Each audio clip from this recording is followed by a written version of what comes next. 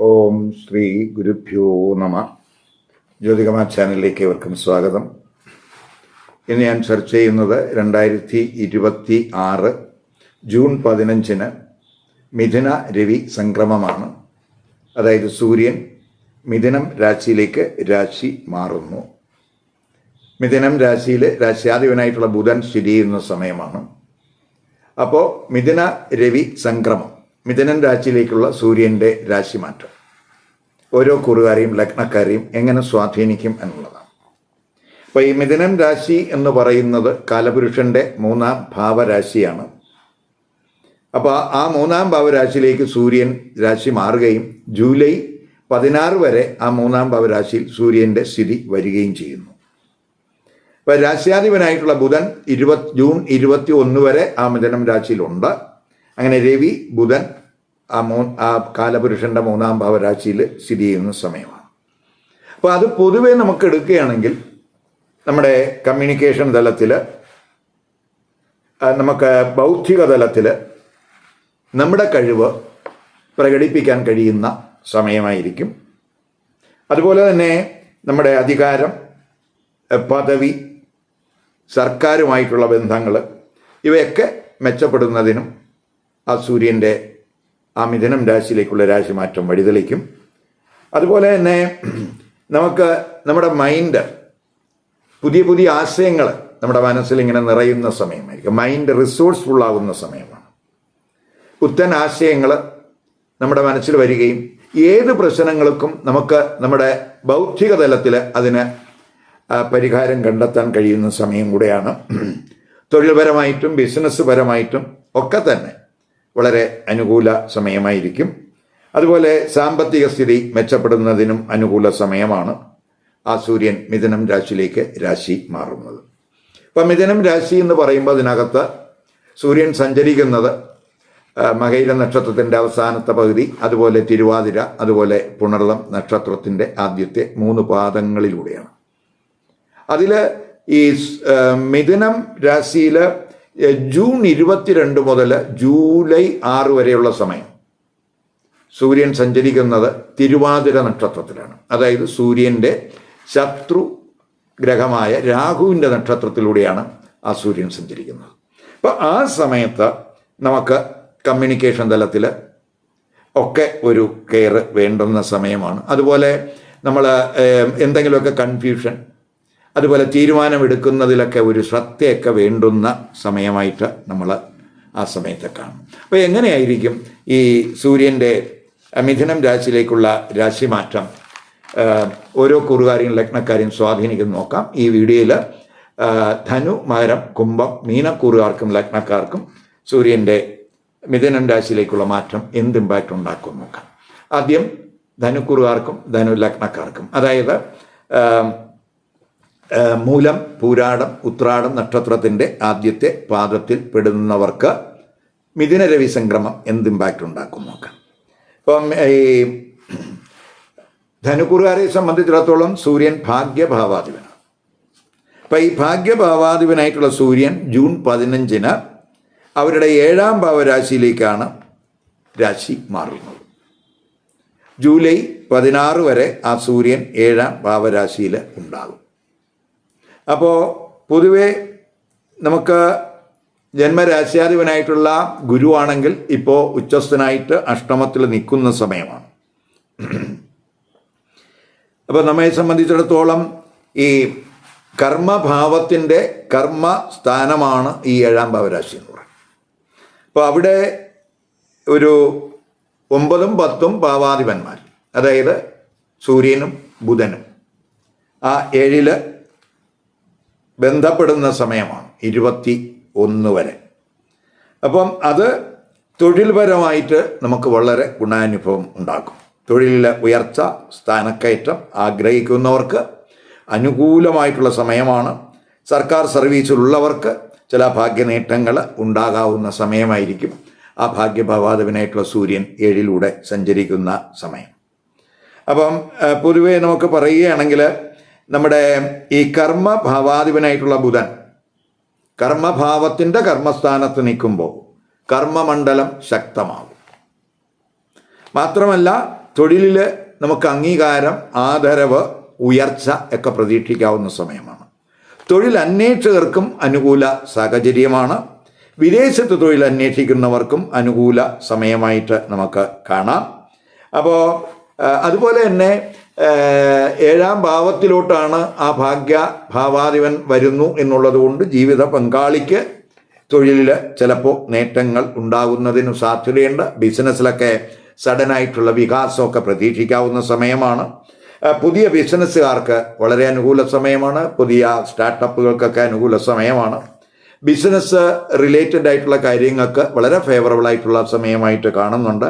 Public relation work ചെയ്യുന്നവർ, അതുപോലെ പബ്ലിക്കുമായിട്ട് ബന്ധപ്പെട്ടിട്ടുള്ള എല്ലാ ഡീലിങ്സിനും അനുകൂലമായിട്ടുള്ള സമയമായിട്ട് ഈ സൂര്യൻ്റെ 7ാം ഭാവരാശിയിലേക്കുള്ള രാശിമാറ്റം വഴിതെളിക്കുന്നുണ്ട്. ഇപ്പോൾ ചിലരെ സംബന്ധിച്ചിടത്തോളം 7ാം ഭാവാധിപനായിട്ടുള്ള ബുധൻ 7 നിൽക്കുന്ന സമയമായതുകൊണ്ട് വിവാഹ ആലോചനകൾക്കൊക്കെ ചില അനുകൂല സമയങ്ങൾ, കാരണം ഭാഗ്യഭാവാധിപനാണ് 7ൽ വരുന്നത്. 7ാം ഭാവാധിപൻ അവിടെ നിൽക്കുന്ന സമയമാണ്. അപ്പോൾ നമുക്ക് ഒരു ഭാഗ്യവതിയായിട്ടുള്ള അല്ലെങ്കിൽ തൊഴിലുള്ള ഒരു ജീവിത പങ്കാളിയൊക്കെ കണ്ടെത്താൻ ആഗ്രഹിക്കുന്നവർക്ക് അനുകൂല സമയമായിട്ട് കാണുന്നുണ്ട്. അതുപോലെ തന്നെ ചിലപ്പോൾ ഈ ദമ്പതിമാർക്ക് ദൂരയാത്രകൾക്കൊക്കെ സാധ്യതയും കൂടെ കാണുന്നുണ്ട്. ഇപ്പോൾ 7 നിൽക്കുന്ന സമയത്ത് പ്രത്യേകിച്ച് 7ാം ഭാവാധിപൻ 7 നിൽക്കുന്നുണ്ട്, സൂര്യൻ അവിടെ വരുന്നുണ്ട്. അതൊക്കെ പക്ഷെ സൂര്യൻ്റെ സ്ഥിതി 7ൽ വരുമ്പോൾ സ്വാഭാവികമായിട്ടും ചിലപ്പോൾ ചിലരെ സംബന്ധിച്ചിടത്തോളം അവരുടെ മാരിറ്റൽ റിലേഷൻഷിപ്പിൽ അല്പം ഈഗോ ഇഷ്യൂസ് ചിലപ്പോൾ ഉണ്ടായെന്ന് വരാം. അവിടെ ഒരു ശ്രദ്ധ കൊടുത്ത് പോകണം. ദമ്പതിമാർക്കൊക്കെ ചിലപ്പോൾ ധർമ്മപ്രവർത്തനങ്ങളുമായിട്ട് ബന്ധപ്പെട്ടൊക്കെ ചിലപ്പോൾ അങ്ങനെയുള്ള ആക്ടിവിറ്റിയിലൊക്കെ പങ്കെടുക്കാനൊക്കെ സാധ്യതയുണ്ട്. അതുപോലെ തന്നെ ഈ 9ാം ഭാവാധിപനായിട്ടുള്ള സൂര്യൻ ഭാവത്തിൻ്റെ 11ലാണ് വരുന്നു എന്നുള്ളത് കൊണ്ട് അത് ചിലപ്പോൾ പിതാവിന് എന്തെങ്കിലുമൊക്കെ ഭാഗ്യനേട്ടങ്ങൾ കൊടുക്കാവുന്ന സമയമാണ്. സമൂഹത്തിൽ ഒരു മാന്യമായ സ്ഥാനം ഒക്കെ ഉണ്ടാകും. പ്രത്യേകിച്ച് പിതാവിനൊക്കെ ഒരു സ്റ്റാറ്റസ് ഉണ്ടാകുന്ന സമയമാണ്, കൂടുന്ന സമയമാണ്. അതുപോലെ ഈ കൂറുകാരെ സംബന്ധിച്ചിടത്തോളം കൂടുതൽ സൗഹൃദങ്ങൾ, അതുപോലെ സാമൂഹ്യ ബന്ധങ്ങളൊക്കെ ഈ സമയത്ത് 9ാം ഭാവാധിപൻ 7ൽ വരിക വഴി ഉണ്ടാകാൻ സാധ്യതയുണ്ട്. അതുപോലെ തന്നെ നമുക്ക് ജീവിത പങ്കാളിക്കൊക്കെ തൊഴിലിന് യോഗമുള്ള സമയവും കൂടെയാണെന്നും കൂടെ മനസ്സിലാക്കുക. അതേസമയം ഈ സൂര്യനും ബുധനും ഒക്കെ ജന്മരാശിയിലൊക്കെ ദൃഷ്ടി ചെയ്യുന്നുണ്ട്. ഇപ്പോൾ ജന്മരാശിയിൽ സൂര്യൻ്റെയൊക്കെയും ബുധൻ്റെയൊക്കെ ദൃഷ്ടി വരുമ്പോൾ സ്വാഭാവികമായിട്ട് നമ്മുടെ മോറൽ നേച്ചറൊക്കെ വളരെ ശക്തമാകും, വളരെ സ്ട്രോങ് ആകുന്ന സമയമാണ്. അതുപോലെ തന്നെ നമുക്ക് ഈ അധികാരത്തിനുള്ള ആഗ്രഹം, പുതിയ ഉയർന്ന തൊഴിലിനുള്ള ആഗ്രഹങ്ങൾ, ഇതൊക്കെ നമുക്ക് ഈ സമയത്തുണ്ടാകും. അല്പം സാത്വിക ചിന്ത ഈ സമയത്ത് കൂടാൻ സാധ്യതയുണ്ട്. അപ്പം നമുക്ക് നല്ല ഒരു പുതിയ പുതിയ ആശയങ്ങൾ നമ്മുടെ മൈൻഡിലൊക്കെ വരുന്ന സമയമായിരിക്കും. വളരെ റിസോഴ്സ്ഫുൾ ആയിട്ടുള്ള ഒരു മൈൻഡൊക്കെ ആയിരിക്കും ഈ സമയത്ത്.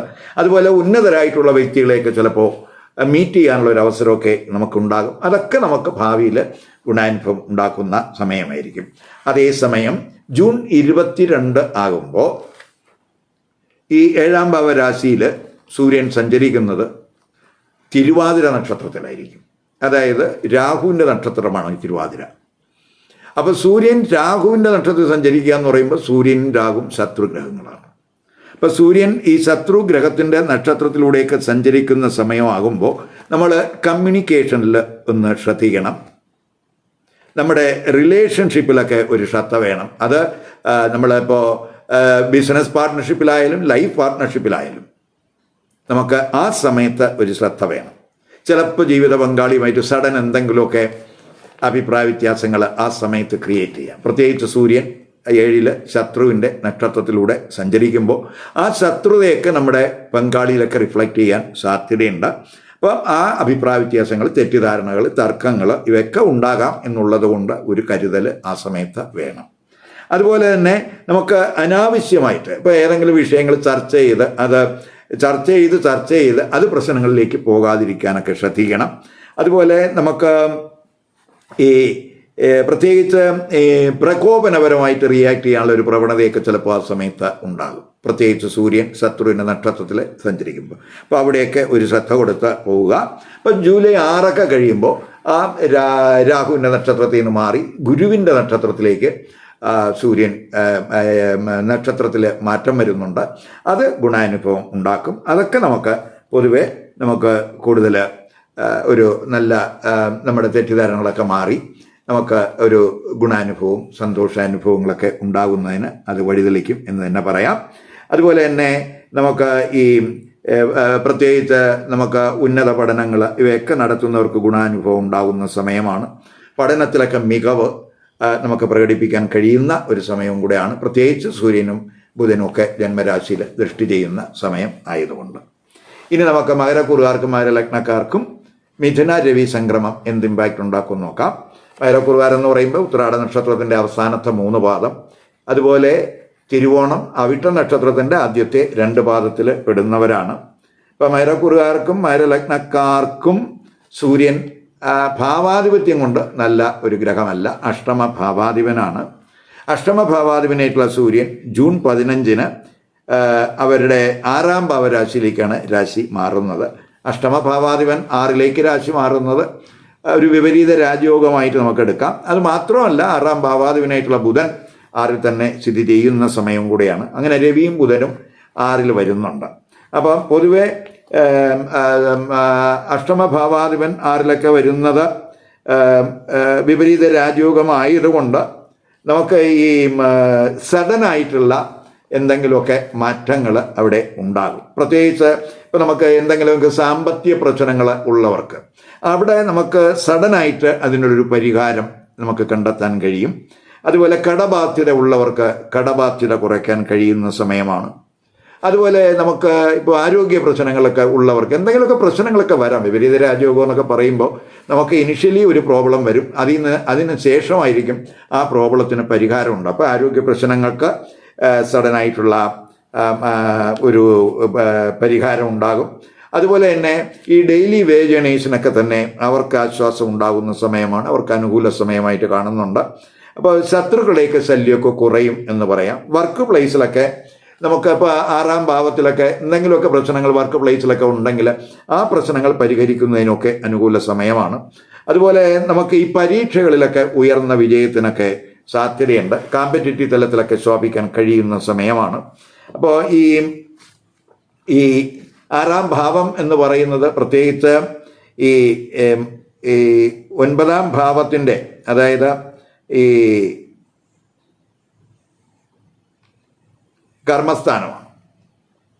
9ന്റെ കർമ്മസ്ഥാനമാണ് 6-ാം ഭാവം എന്നുള്ളത് കൊണ്ട് പ്രത്യേകിച്ച് അത് പിതാവിന് തൊഴിലിൽ എന്തെങ്കിലുമൊക്കെ സഡൻ മാറ്റങ്ങൾ ഉണ്ടാകാം. 8-ാം ഭാവാധിപനായിട്ടുള്ള സൂര്യൻ ഭാവത്തിൻ്റെ 11-ലൊക്കെ വരുമ്പോൾ അത് ചിലപ്പോൾ സുഹൃത്തുക്കൾക്കോ അല്ലെങ്കിൽ ജ്യേഷ്ഠ സഹോദരങ്ങൾക്കോ ചെറിയ ആരോഗ്യ പ്രശ്നങ്ങൾ ചിലപ്പോൾ ഉണ്ടാക്കിയെന്ന് വരാം. അതുപോലെ എന്തെങ്കിലും അവരുമായിട്ടൊക്കെ എന്തെങ്കിലുമൊക്കെ അഭിപ്രായ വ്യത്യാസങ്ങൾ ചിലപ്പോൾ ഉണ്ടായി എന്നൊക്കെ വരാം. അതുപോലെ ബിസിനസ്സിൽ ചിലപ്പോൾ നമ്മൾ പ്രതീക്ഷിക്കുന്ന അത്ര ഒരു നേട്ടം ഈ സമയത്ത് ഉണ്ടാകണമെന്നില്ല. 10-ാം ഭാവത്തിൻ്റെ 9 6-ാം ഭാവം എന്നുള്ളത് കൊണ്ട് ചിലർക്ക് തൊഴിലിൽ എന്തെങ്കിലും ഡെപ്യൂട്ടേഷനോ അല്ലെങ്കിൽ തൊഴിലുമായിട്ട് ബന്ധപ്പെട്ടൊക്കെ എന്തെങ്കിലുമൊക്കെ യാത്രകളൊക്കെ ചിലപ്പോൾ ഈ സമയത്ത് ഉണ്ടായി എന്ന് വരാം. അതേസമയം നമ്മൾ ജൂൺ 22 ആകുമ്പോൾ ഈ 6-ാം ഭാവത്തിൽ സഞ്ചരിക്കുന്ന സൂര്യൻ പ്രത്യേകിച്ച് തിരുവാതിര നക്ഷത്രത്തിലാണ് ജൂൺ 22 മുതൽ സഞ്ചരിക്കുന്നത് ജൂലൈ 6 വരെ. അതായത് തിരുവാതിര എന്ന് പറയുന്നത് രാഹുവിൻ്റെ നക്ഷത്രമാണ്. അപ്പോൾ രാഹുവിൻ്റെ നക്ഷത്രത്തിലൂടെയൊക്കെ സൂര്യൻ സഞ്ചരിക്കുക എന്ന് പറയുമ്പോൾ സൂര്യൻ്റെ ശത്രുഗ്രഹമാണ് രാഹു. അപ്പോൾ ആ രാഹുവിൻ്റെ നക്ഷത്രത്തിലൂടെ സഞ്ചരിക്കുമ്പോൾ നമുക്ക് ഈ വർക്ക് പ്ലേസിൽ സഡനായിട്ട് എന്തെങ്കിലുമൊക്കെ സ്ട്രെസ്സ് ചിലപ്പോൾ ഡെവലപ്പ് ചെയ്യാം. തൊഴിലിടത്ത് എന്തെങ്കിലുമൊക്കെ പ്രശ്നങ്ങൾ, അതുപോലെ അതുമായിട്ട് ബന്ധപ്പെട്ട മാനസിക പ്രശ്നങ്ങൾ, കൂടെ വർക്ക് ചെയ്യുന്നവരുടെ ഒരു സഹകരണമില്ലായ്മ, അല്ലെങ്കിൽ അവരുമായിട്ട് എന്തെങ്കിലുമൊക്കെ അഭിപ്രായ വ്യത്യാസങ്ങൾ ഒക്കെ ചിലപ്പോൾ വരും. ചിലപ്പോൾ വർക്കിൽ തന്നെ ഒരു ഫോക്കസ് കുറയാവുന്ന ഒരു സ്ഥിതിയും കൂടെ ആ സമയത്ത് വരാൻ സാധ്യതയുണ്ട്. പ്രത്യേകിച്ച് വിപരീത രാജയോഗമാണെങ്കിലും രാഹുവിൻ്റെ നക്ഷത്രത്തിലൂടെ ആ സൂര്യൻ സഞ്ചരിക്കുന്ന സമയത്ത് അങ്ങനെയൊക്കെയുള്ള ചില പ്രയാസങ്ങൾ ചിലപ്പോൾ ഉണ്ടാകാം. അപ്പോൾ നമുക്ക് അവിടെയൊക്കെ തൊഴിലിൽ അല്പം ക്ഷമ, തൊഴിലിടത്തൊക്കെ അല്പം ക്ഷമ ഒക്കെ വേണം. മേലുദ്യോഗസ്ഥരുമായിട്ടൊക്കെ ഒരു അഭിപ്രായ വ്യത്യാസം പ്രകോപനപരമായിട്ടൊക്കെ റിയാക്ട് ചെയ്യാതിരിക്കാനൊക്കെ നമ്മൾ ശ്രദ്ധിക്കണം. അതൊക്കെ ആവശ്യമായിട്ടുള്ള സമയമാണ് ആ ജൂൺ 22 മുതൽ ജൂലൈ 6 വരെയുള്ള സമയം. നമുക്ക് അത് കഴിയുമ്പോൾ ഇപ്പോൾ നമുക്ക് ഇപ്പോൾ വിദേശത്തൊക്കെ തൊഴിൽ അന്വേഷിക്കുന്നവരെ സംബന്ധിച്ചിടത്തോളം വിദേശത്ത് പഠനം ആഗ്രഹിക്കുന്നവരെ സംബന്ധിച്ചിടത്തോളം. അതുപോലെ അവർക്കൊക്കെ വളരെ ഗുണാനുഭവം ഉണ്ടാകും. പ്രത്യേകിച്ച് 6 നിൽക്കുന്ന ആ സൂര്യനും ബുധനും ഒക്കെ 12 ദൃഷ്ടി ചെയ്യുന്നുണ്ട്. അപ്പോൾ അത് നമുക്ക് ഗുണാനുഭവം ഉണ്ടാകും. പ്രത്യേകിച്ച് ദൂരസ്ഥലങ്ങളിലൊക്കെ വർക്ക് ചെയ്യുന്നവർക്ക്, അല്ലെങ്കിൽ വിദേശത്ത് എന്തെങ്കിലുമൊക്കെ പ്രയാസങ്ങളൊക്കെ ഉള്ളവർക്ക് അതൊക്കെ മാറും. വിദേശത്ത് പഠനം, അതുപോലെ ഈ കോമ്പറ്റിറ്റീവ് എക്സാമിനേഷന്, അതുപോലെ എന്തെങ്കിലും വ്യവഹാരങ്ങളൊക്കെ ഉള്ളവർക്ക് അവർക്കൊക്കെ ഗുണാനുഭവം ഉണ്ടാകും എന്ന് തന്നെ പറയാം. അതുപോലെ ആത്മീയ കാര്യങ്ങളിലൊക്കെ നമുക്ക് ശ്രദ്ധ കൂടും. പ്രത്യേകിച്ച് പരോപകാര പ്രവർത്തനങ്ങളിലൊക്കെ ഏർപ്പെടുന്ന ഒരു സ്ഥിതിയും കൂടെ കാണുന്നുണ്ട്. അപ്പോൾ അതുപോലെ അതുമായിട്ട് ബന്ധപ്പെട്ടൊക്കെ ദൂരയാത്രകൾ ചിലപ്പോൾ ഈ സമയത്തൊക്കെ ഉണ്ടായെന്ന് വരാം. അപ്പോൾ ധനപരമായിട്ട് നമ്മൾ ട്രാൻസാക്ഷനിൽ ഒരു കെയർ കൊടുക്കണം. നല്ല കാര്യങ്ങൾക്കായിട്ട് നമുക്ക് പണച്ചെലവ് ചിലപ്പോൾ ഈ സൂര്യനും ബുധനും ഒക്കെ ഈ 12 ദൃഷ്ടി ചെയ്യുക വഴി ഉണ്ടാകാൻ സാധ്യതയുണ്ട്. ആത്മീയ കാര്യങ്ങളൊക്കെ ശ്രദ്ധ കൊടുക്കും. അതൊക്കെ നമുക്ക് മാനസികമായിട്ടുള്ള ആ പിരിമുറുക്കം കുറയ്ക്കുന്നതിന് സഹായകമാകും എന്ന് തന്നെ പറയാം. ഇനി കുംഭക്കൂറുകാർക്കും കുംഭലഗ്നക്കാർക്കും മിഥുന രവി സംക്രമം എന്ത് ഇമ്പാക്റ്റ് ഉണ്ടാക്കും നോക്കാം. കുംഭക്കൂറുകാരെന്ന് പറയുമ്പോൾ ഔട്ട നക്ഷത്രത്തിൻ്റെ അവസാനത്തെ 2 പാദം, അതുപോലെ ചതയം പൂരിട്ട നക്ഷത്രത്തിൻ്റെ ആദ്യത്തെ 3 പാദത്തിൽ പെടുന്നവരാണ്. കുംഭക്കൂറുകാർക്കും കുംഭലഗ്നക്കാർക്കും സൂര്യൻ 7ാം ഭാവാധിപനാണ്. 7ാം ഭാവാധിപനായിട്ടുള്ള സൂര്യൻ ജൂൺ 15 അവരുടെ 5ാം ഭാവരാശിയിലേക്കാണ് രാശി മാറുന്നത്. ജൂലൈ 16 വരെ ആ സൂര്യൻ 5ാം ഭാവരാശിയിൽ ഉണ്ടാകും. 5ാം ഭാവാധിപൻ ബുധനാണ്. ആ ബുധൻ 5ൽ ഇപ്പോൾ സ്ഥിതി ചെയ്യുന്ന സമയമാണ് ജൂൺ 21 വരെ. അങ്ങനെ ബുധനും സൂര്യനും, ബുധൻ സ്വക്ഷേത്രത്തിൽ നിൽക്കുന്നു, 7ാം ഭാവാധിപനായിട്ടുള്ള സൂര്യൻ 5ലേക്ക് വരുന്നു. അപ്പോൾ പൊതുവെ നമുക്ക് അത് നോക്കുമ്പോൾ വിദ്യാർത്ഥികളെ സംബന്ധിച്ചിടത്തോളം വളരെ അനുകൂലമായിട്ടുള്ള സമയമാണ്. ബുദ്ധിശക്തി കൂടും, മെമ്മറി പവറൊക്കെ ഉണ്ടാകുന്ന സമയമാണ്, കൂടുന്ന സമയമാണ്. നല്ല ചിന്തകൾക്ക് വഴിതെളിക്കും. അതുപോലെ നല്ല തീരുമാനങ്ങൾ എടുക്കാൻ കഴിയും. പഠന മികവിൻ്റെ സമയമാണ്.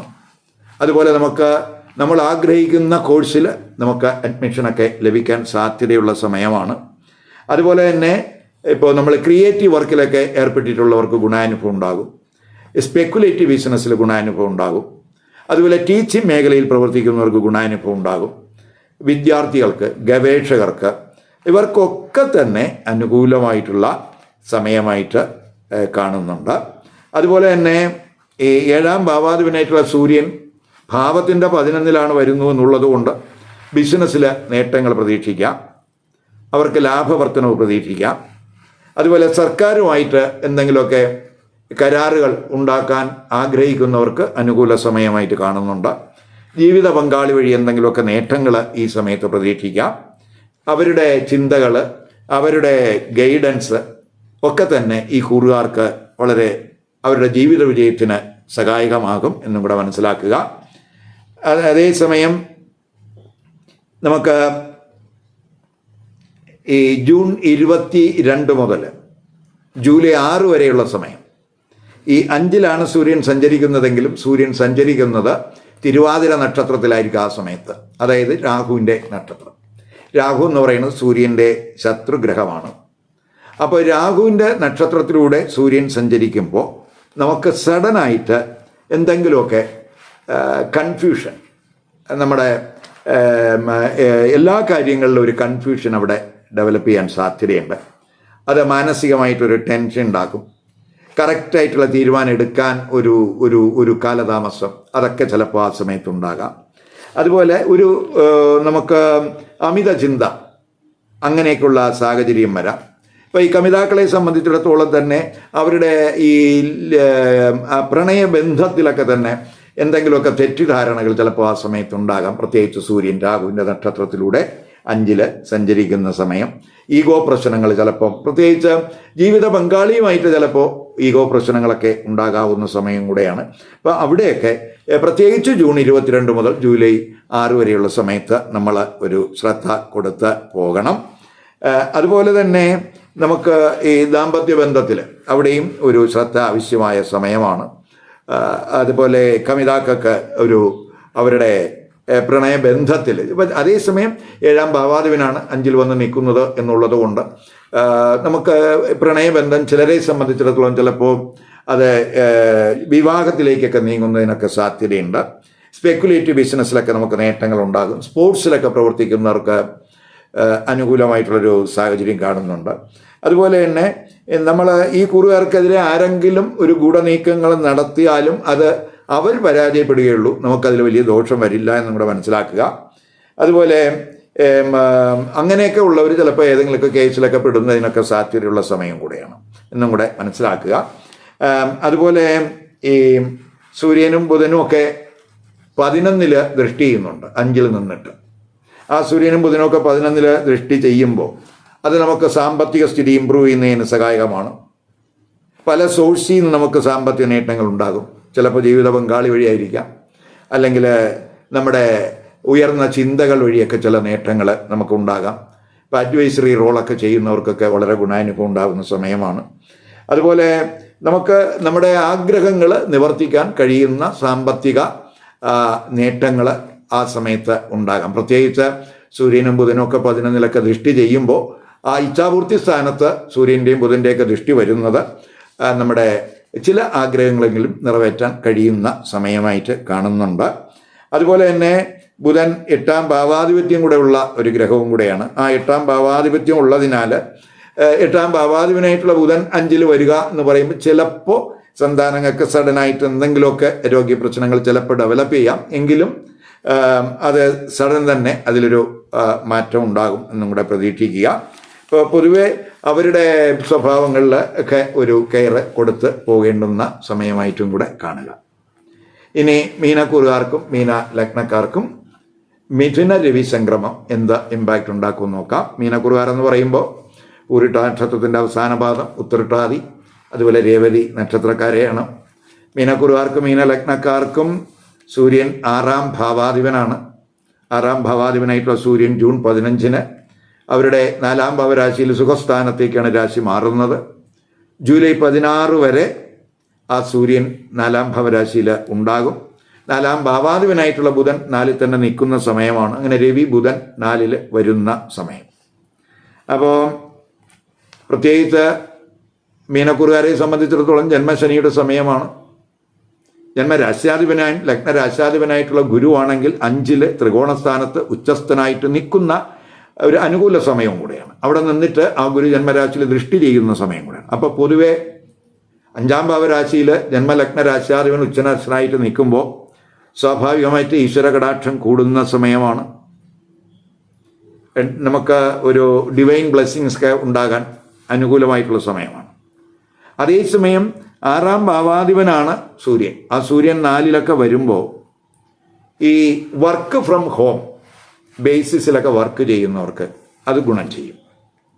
അതുപോലെ നമുക്ക് വീട്, വാഹനം ഇവയൊക്കെ വാങ്ങാൻ ആഗ്രഹിക്കുന്നവർക്ക് എന്തെങ്കിലുമൊക്കെ സാമ്പത്തിക ബുദ്ധിമുട്ടിപ്പോൾ ഉണ്ടെങ്കിൽ അവർക്ക് അത് വാങ്ങുന്നതിന് അനുകൂലമായിട്ടുള്ള ലോൺ, ഇപ്പോൾ ലോണിനൊക്കെ അപേക്ഷിച്ച് എന്തെങ്കിലും തടസ്സം വന്നിട്ടുള്ളവർക്ക് അതൊക്കെ മാറി വസ്തു, വീട് ഇതൊക്കെ വാങ്ങാൻ ആഗ്രഹിക്കുന്നവർക്ക് അതിനനുസൃതമായിട്ടുള്ള ലോണ്, വായ്പയൊക്കെ കിട്ടാൻ അനുകൂലമായിട്ടുള്ള സമയവും കൂടെയാണ്.